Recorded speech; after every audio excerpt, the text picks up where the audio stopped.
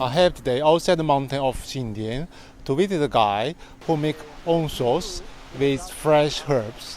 I'm pretty lucky to be living here. We're in the Ulai Valley, about 10-15 minute drive up from Xindian by the Lanxi River. This is where I walk my dog.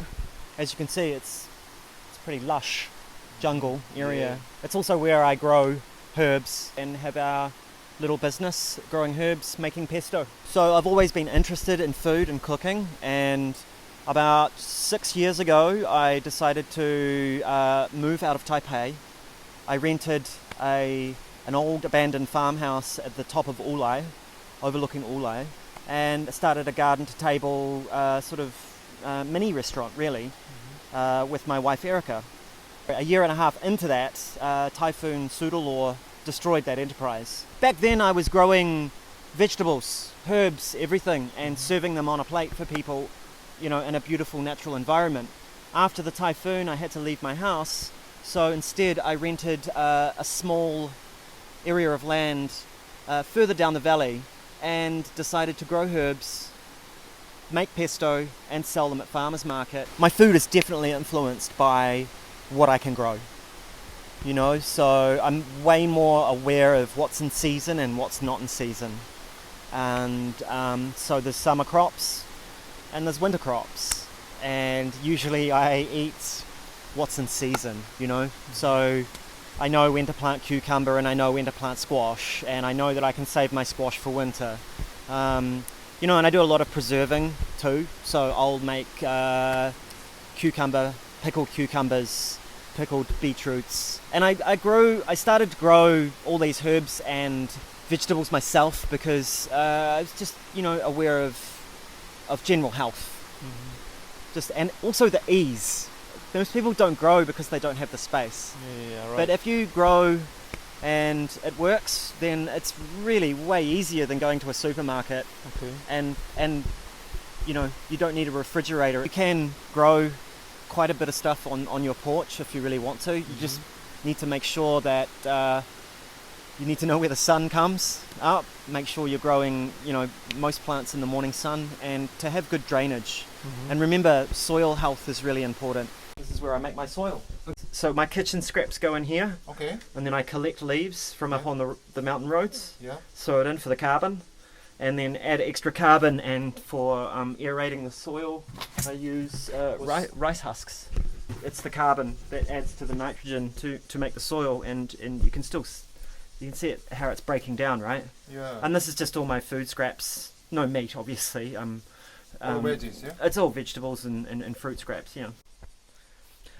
This is where I start my seedlings. And there's two kinds of pots here. This is my soil blocker, so I don't have any plastic pots for these ones.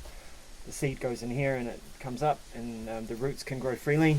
And these are all recycled pots I found on the side of the road about 5 years ago. I just keep reusing them.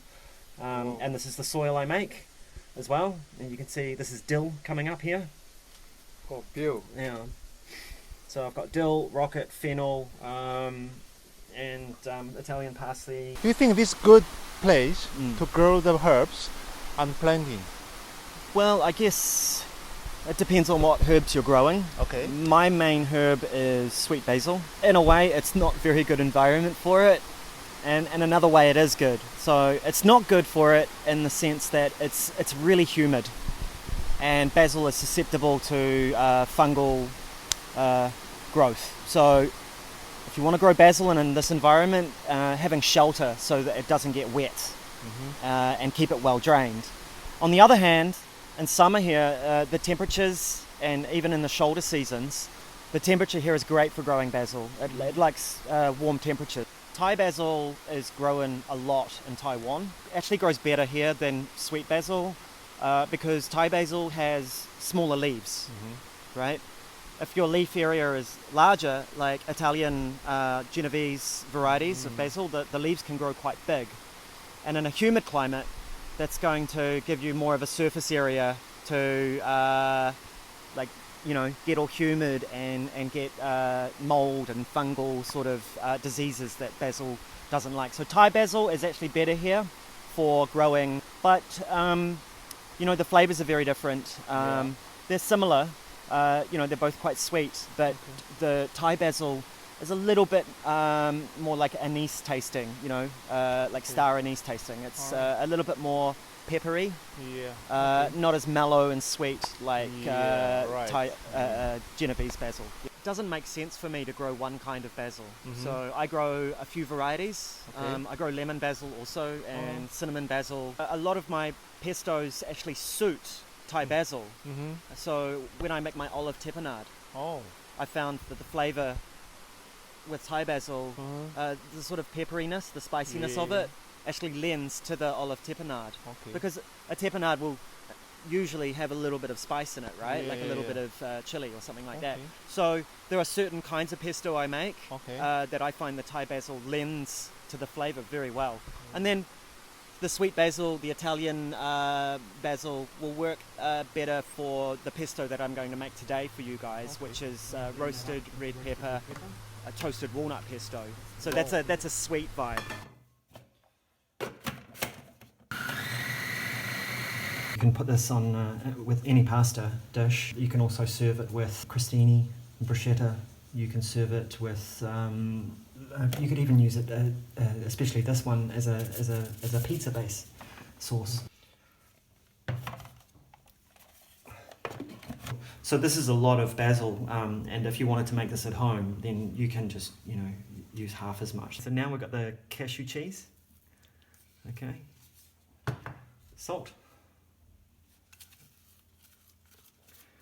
Parmesan cheese is usually put into pesto, and it's quite salty, so I have quite a bit of salt here to substitute for the fact that this is a vegan pesto. Cracked black pepper. I'll give that one more whirl. Sorry, the last thing I'm going to add in here will be the nuts. Toasted walnuts. And we're good to go. So the cashew cheese that I'm using in this pesto is a vegan cheese. It's basically made by fermenting cashew nuts, adding salt, garlic and lime juice. And fermenting in Taiwan's climate is actually quite good. It's quite fast because it's quite hot. So it's a really fast, easy way to make vegan cheese, and it makes the pesto, the texture and flavour of the pesto quite yummy too. So what's the best way to cook with?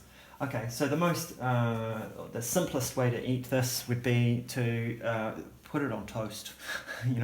Get some French bread from the local bakery, not just regular toast from 7-Eleven or anything like that. Sorry, I say that again. Don't use regular toast, but you can if you want. Get some nice focaccia, or get some nice French bread and grill it. Just lightly toast it and put some pesto with any vegetable you want on it. The other way to do it is what we're going to do right now, is pasta. Okay. So if you don't want to spread on the bread or the French bread or whatever, you can use your local mantou.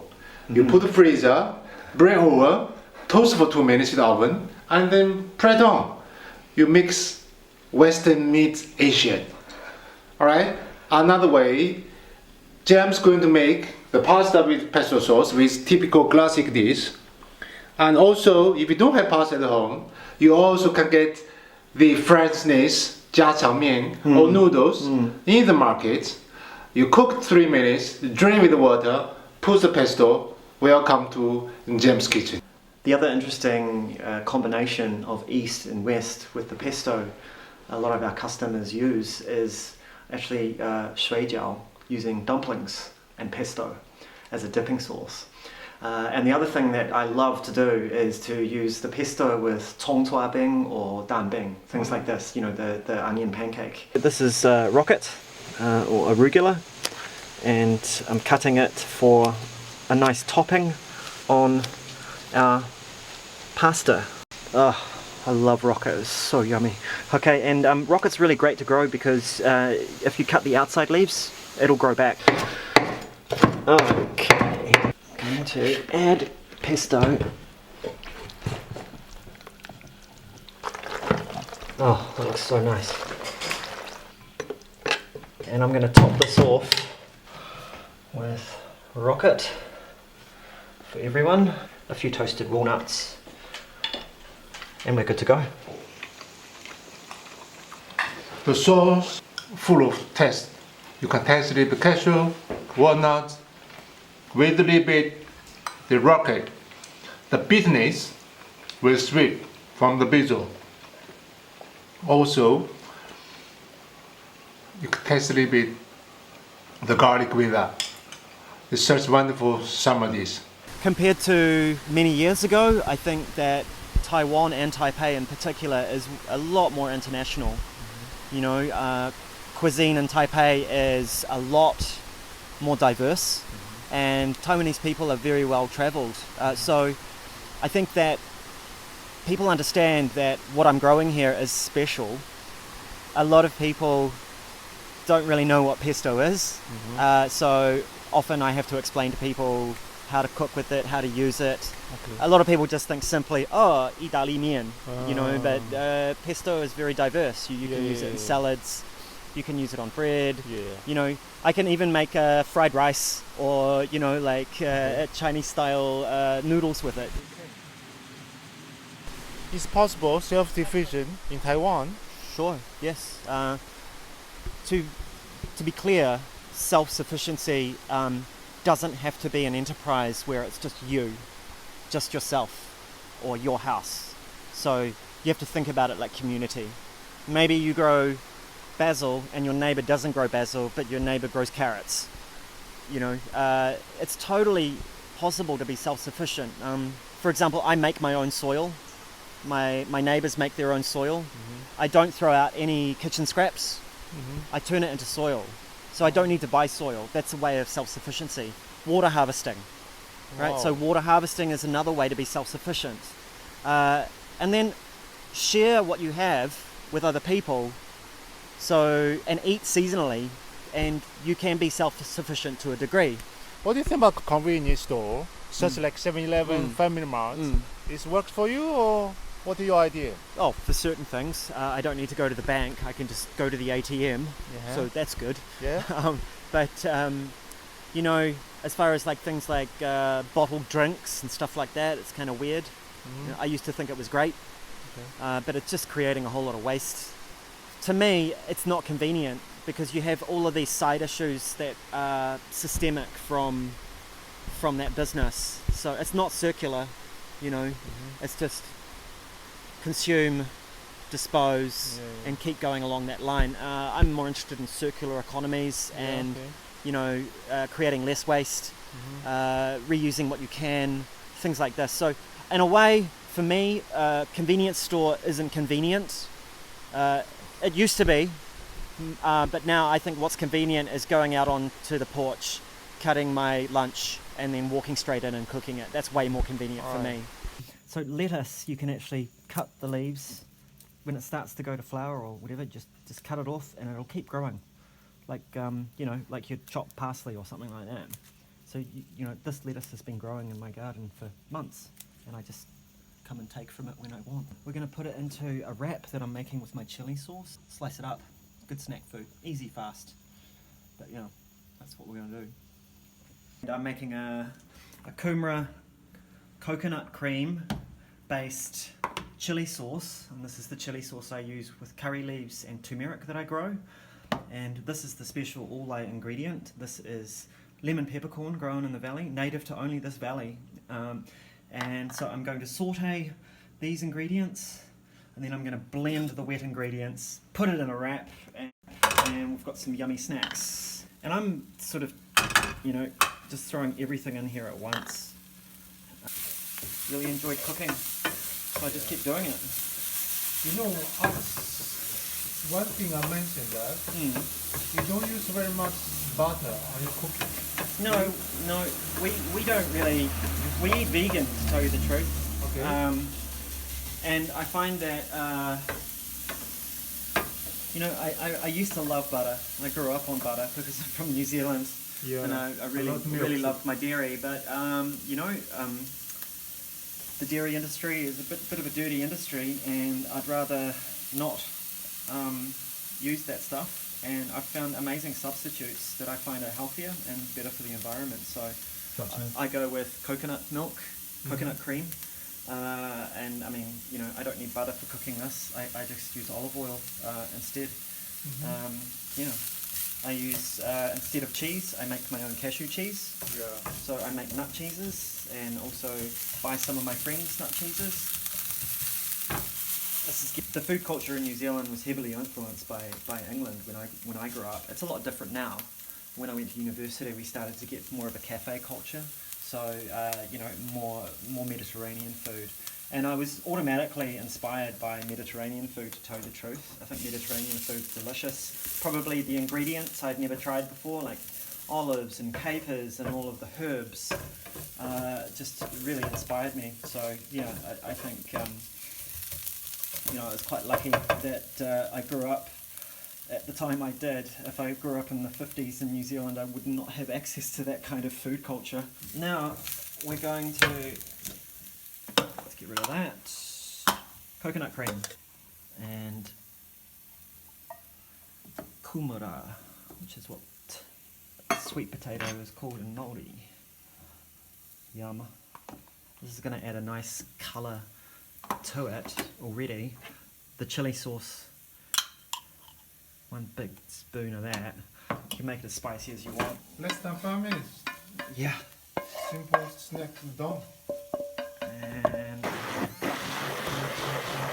But this is a sauce, and I'm going to put salt in the sauce because I'm not going to put salt on the main food. It's still warm, which is good. It's going to turn it on very low heat. And these are basic tortilla wraps. As we know, viewers get bored because that is society now.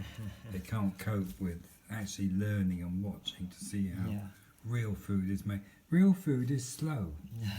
It's not fast. It takes time to make delicious, perfect food. And look at that. Wow, after it's been roasted. It's just to make it crispy, and that's it. I don't want to burn it.